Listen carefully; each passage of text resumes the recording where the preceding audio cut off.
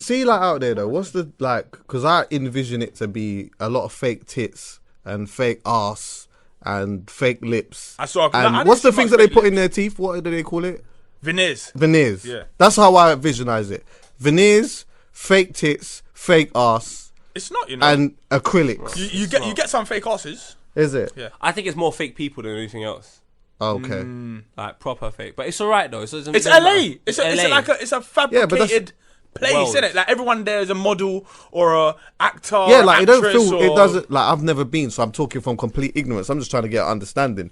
It feels like not a real place at all. But the thing is, like, that's like people say, "Oh, don't go to Jamaica. It's really dangerous." And these times, Yeah. it's probably just central Kingston. It's not dangerous at all. Do you know what I mean? And I think that's the fabrication people sort of put on LA. I'm not saying it's not. There's not aspects of it like that. Of course, it's like that. It's fucking Hollywood there. People are going to try and look their best to try and fit in with that sort of demographic. But if you go that way, you'll see a lot of it. But if you go a different way, you'll see a different side The of thing LA. is, you see, LA is so big. They have the nice area, which is Uptown or whatever it is, Hollywood or whatever it is, Beverly Hills and then if you go south, fucking hell, cuz. then the whole area it's dangerous now. Cruddy. Whereas I'm trying to explain to Americans out there that London's a complicated city. Yeah. So we will have the estate on the same road as the £5 million house. They separate theirs by miles. Yeah. You know what I'm saying? So here you're in a dangerous place and in a safe place at the same time. Yeah. Whereas there, if you're uptown, Very you're true. pretty much cool. And if you're in Compton or you're in South Central or Inglewood, you're in potential danger. But it's not danger. It's not like red But alert. It could something. Of course, it could Let me show you how always mad pop it is. I was in Santa Monica. When I look over my balcony, I see white people. I see school buses. Walking I see dogs. people walking their dogs. People jogging. Fucking fantastic. I go down to their area. It's a whole. I'm seeing black people. Yeah. No one's walking their dog. People are drawing. It's a whole different vibe. whole different- and that's yeah, like yeah. what? It was like 30 minutes with no traffic. You're calm. You were supposed to go away. You were supposed to be away for a whole month. It's almost like the universe said, look, the babies are going to come anytime soon, yeah? You can't miss this moment. So I just tell you take it what, now. just take it now, innit, quickly. And then mad. go about your business. And you'll enjoy your holiday in a different type of way. Because it would have been mad if, imagine now, you jumped on the plane, you've in the plane, and then it's happened. And then you've landed, and then it's like you've just heard that the youths have come. Oh my God, I'd have been... And do you know what? Being there and seeing what she went through, she couldn't have gone through that by herself. Yeah. It was one of the most surreal, scariest, happiest. You went through it was like watching Arsenal's season in an hour. Yeah. I swear to God. What do you mean by that? Because you were happy at one moment, then you're sad, then you're vexed, okay. then you're crying, then it was just so much happening at one point. Like, when I got to the hospital, she's in pain, and I'm just like... What happened? What happened? So Do you remember? Do you remember what happened? Everything. I woke up in the morning, obviously... You thought she was gassing, didn't it? Yeah, I did. I thought it was just like, I don't want you to go. So, but then obviously we weren't staying together. She was staying my mum's I was staying by myself. But then I said to her towards the end, just in case the children come, stay with me. You know what I mean? And we'll just whatever. She woke up now, whatever, saying she's in pain. I'm like, whatever. I'm packing my suitcase. But she's proper in a different type of pain. Not like when she's in pain before, it's exaggerated, it's loud, it's fucking hell, the neighbours are complaining. This time it was really intense. You know, like when a baby cries and they make that silent noise, they're like, you know, it's a proper cry now. And then they go back to, So I looked at her and I said to her, through the whole pregnancy, is this the most amount of pain you felt? She said, yes. I just ordered the Uber straight away. Because now I don't know what's going on. Yeah. I've got there. Little things were just funny. Just little things. Like, we get out of the Uber, she can't walk. Oh, what? She couldn't take steps? She couldn't walk. So I've picked her up. Then, next to a sign that says, don't leave your wheelchair, there's a wheelchair. I said, blood clot. Sit on that bag. I put her in the wheelchair. I'm pushing her out. Don't lie, you must have been fucking knackered when you was picking her up. Knackered? Because you're not really a gyms man like that, are you? Look at me. I look like I started in Bug's Life. I'm not on this thing. I've thrown her in the chair. I see an old man come out looking. I said, big man, don't worry about that, dog. We've got other things. I've pushed her through now. We got into the labour ward part, or the part of the hospital where it's all to do with pregnancy, kids, so on and so forth. I've seen 2 doctors. They ran away. I said, fucking hell. This next woman's come. She's just said, follow me. Then asked me about what's going on. Long story short, we've gone from 2 doctors. In the space of 1 minute, I have to agree to a C-section. I've got to agree to this epidural. I'm just, it's gone too mad. So hold on a minute. Could they not ask her? They had to ask you. They were asking her, but she's screaming like, no, you're not cutting me open. They're looking at me like, excuse me, Mr. Stewart, you have to agree. I said, agree to what? We have to give her, these kids need to come out right now because the dilate. She was like 6 something dilated. So wait, all right. So because I'm just trying to paint a proper picture here now, yeah? We've gone in the room. It's me, this woman that we've met in the corridor, and she's called her assistant. It's an empty room with one bed, a chair, and me and her down. She's in a bit of pain. They've bent her over. They've opened their legs. I'm thinking, fucking hell, what's going on here? Yeah, you're thinking, and right, then, my man's about to what? No, but it was 2 women. Oh, so 2 women, okay. All my mum said to me is, if they go down there, you thought my mum was going to do the thing? Right, man, burn out when you push them fingers there, man. Push my finger somewhere, dog. Yeah, anyway, go on. Fucking, my mum said to me, if you hear 3 centimeters or more, or 3 something or more, if you hear the number 3, they're delivering the child. They go, yeah, 6. I said, what? Dilated. So all of a sudden, from 2 doctors, the room is filled with 17 people I don't know. I counted 17 people in this room. I'm like, it's a room probably same size as this. And there's 17 people in there, and there's one Don, looks like he butters the other side of the bread, asking me bare questions. I'm just like, bro, I don't know what's going on, fam. Like 2 seconds ago, there was 2 people. Now there's 17 of you motherfuckers and you're asking me bare random questions. We need to fucking Bobby Valentino. Slow down. What's going on? You're delivering the child now. What do you mean we're delivering the child now? I've got a flight to catch, big man. Anyway, they've pushed her into the fucking next room now. They've laid her down. They've given me this suit. They said, do you have to, like, so everything's happening too fast. So she hasn't even got time to contemplate what they're asking her. They're just like, you have to agree to this. You need to give us a verbal agreement so that we can give you a C-section. The kids need to come out now. Because the feet were coming out first. So it's just all fucking Feet were mad. coming out first. Shit. The whole thing is mad. When they've lied at they've sat her down, and I don't know if you've seen From Dusk Till Dawn, old school. No, I haven't. But there's a scene at the end where the Don is standing up and there's a vampire biting the left arm, the right arm, and he's just standing there like, God forgive me for saying this, a bit like Jesus Christ on the fucking cross. Yeah. That is how the mother of my kids looked. Where was you standing? Was you standing on the left or was you looking at the pooch? When it was happening, I was face on. She's looking at the pooch? Ooh. I was face on all the time, looking at everything.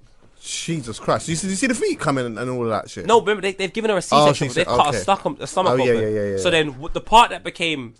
Because it was all too much for me because I've used an epidural, yeah? The needle they put in this girl's back, fam, if that was beef and a man came with that shank, I'm gone. Serious? It was mad. And then they put it in her back and I can't lie. I just got teary-eyed because she's there screaming, saying, I need help. Please help me. That would have touched me, man. I'm not going to lie. It's too much. It's just too much for my head. And I was just standing there. And then the nurse looked at me. She goes, is this too much for you? I said, big man, it's free much. It was too much like a good 10 minutes ago. Yeah. She's taking me outside. Obviously, bad man. I had to go into the bathroom. I was gone because I've never seen her in that much pain in my life, and I'm already a little bit apprehensive about what the end result's gonna be. Like I'm just scared. So there's too much going on. Then I've walked out and I just said to myself, do you know what? If I'm scared, I don't even know what she's going through. So I've just got to fucking man up and just be strong for her. And evidently the 2 kids, and then like when we went inside, I've walked in the room. I can see blood everywhere. They've opened her stomach. Yeah. And I'm looking at her face, and she's looking at me as if to say, what's going on? And there's like a sheet of paper, her stomach open. I've just gone, don't worry, just be cool. And before you know it, the kids came out, obviously a little bit scary. Amazing. The first kid came out, no crying. Yeah. She's staring at me, what's the matter? I'm just like, God, please. You just heard. And I was like, oh my God. Me. And then... Did the tears start coming down Not again? for me then, because I sort of got over everything. Yeah, and I was just like... But yeah, it was very... Because even when the child... Like, when Zion came out first, I heard... And she didn't hear. But I heard, we've got a cardiac problem. We've got a breathing problem. Yeah, you hear all of that. You start hearing all of that. Yeah. So then I heard... Like, Khalifa was cool. He was just laying there, whatever. I could see when I kept... But Zion just... There was nothing going on. He wasn't moving, nothing. So... That was a little bit scary for me, but then... And then after that, it was fine. They're all cool now. They're out here just fucking making bare noise. 45 minutes sleep last night. They're just... I love them, man. They're cool.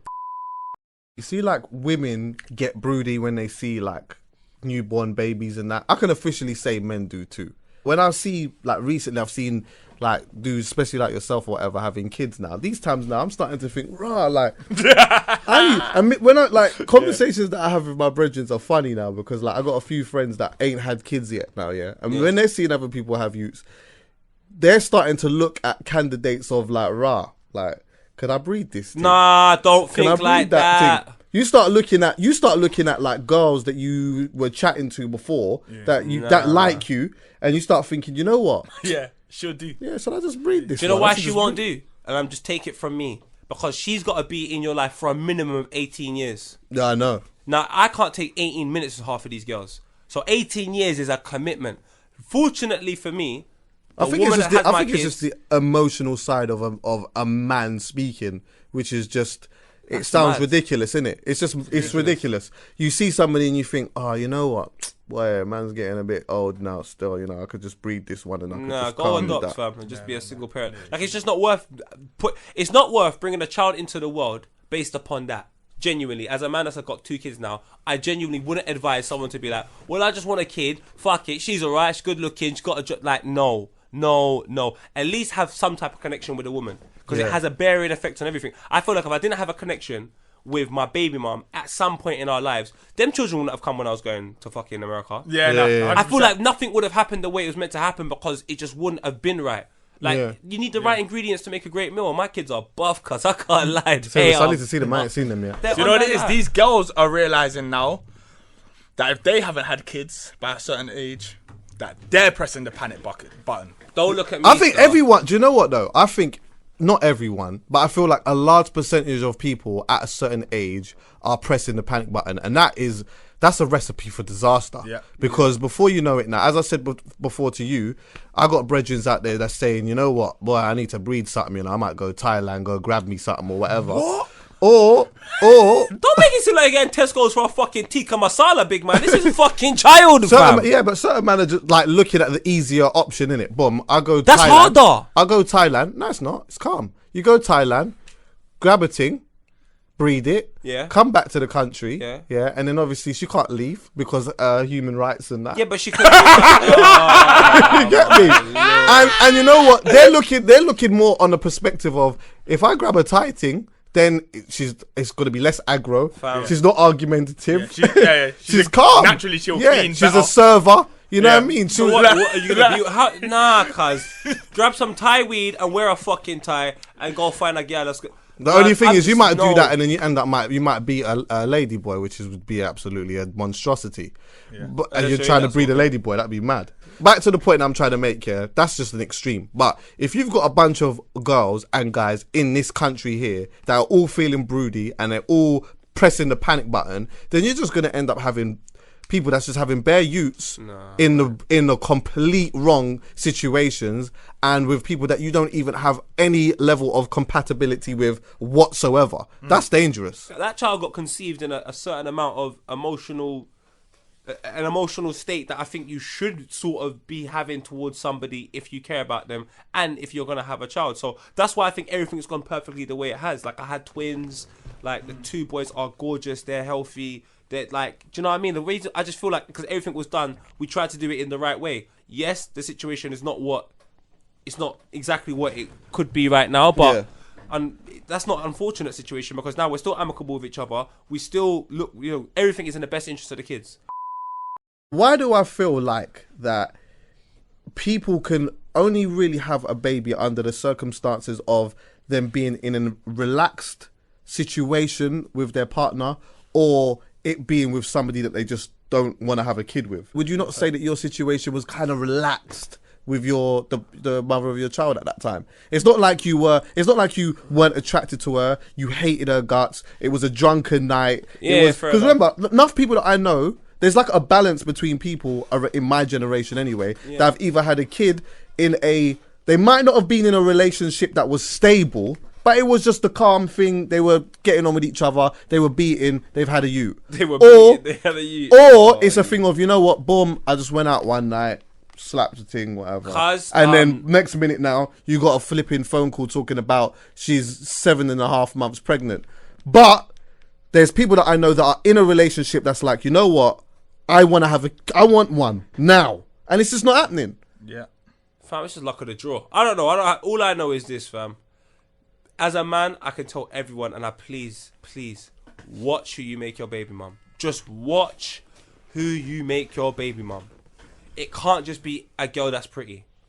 Yeah, I know. It can't just be a girl that has a good job. It can't just be a girl that's independent. Yeah. There needs to be because a lot of these women, they're not even qualified as people, fam, let alone to take care of another person. I swear to God, like the way certain girls carry themselves, I'm just scared for when they become mums. So, in a nutshell, make sure the qualities that person has that you make the mother of your kids are not too dissimilar to another female you admire, i.e. your mum or something like that. Don't give that privilege to any girl. Like, I'm sorry. I don't know what's going to happen with the state of my situation, but if I go back out here on a mad thing, believe me, bareback is over.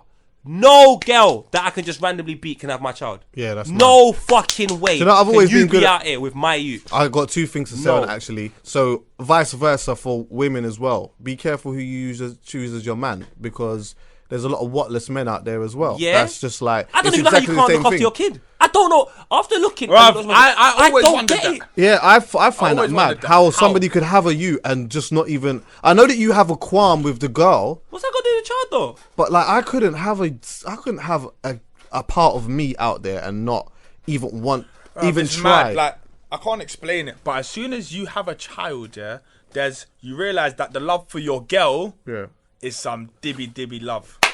I'm telling you. Sorry, I'm really sorry about that, but it's like it's not the same. It's just not the same. I don't think it's even close. I don't even think it's close. Your love for your child is crazy. Can I just say as well? Anyway, I've always been careful about this condom situation thing. Anyway, because even when I was going around sleeping around with a bunch of girls or whatever, yeah. My G, hey, blood. Let me tell you something, yeah. I used to change the condom just before the nut, regular. I know that sounds mad, but like if I'm having sex with a girl, yeah, I'd have the condom on, whatever. We'd be having sex or whatnot. But then I'd always just think, you know what? When I'm about to nut, the condom might bust, and I'm not trying to have a kid in any type of situation. So I'd always have a second one there, and I would just pattern that one on a smooth thing, and they would never really know. How are you beating a thing, and all of a sudden you stop, take the condom off, and put another one on? They just don't even. Do you know what? Yeah, it like.